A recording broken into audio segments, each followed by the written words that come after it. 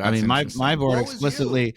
explicitly told me 9 or 10 months ago, there's no more money coming. You better fucking figure this out. Good. You didn't have to ask. It's good. It's good to know, right? I know, it was good to know. Sam didn't need to follow up with the 1 to 5 question. He got it up front. It was a 1.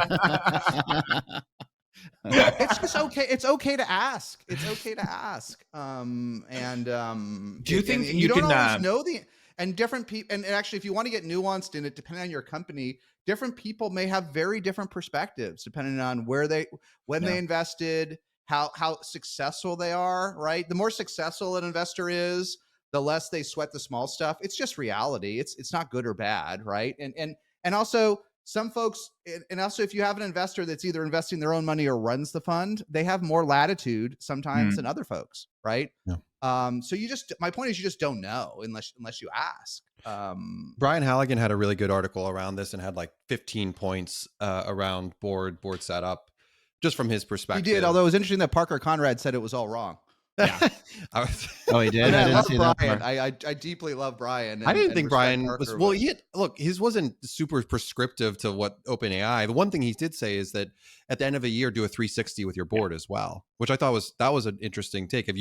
Jason, have you done any 360s with your boards? Like every board member gets graded as well. Well, look, I do think that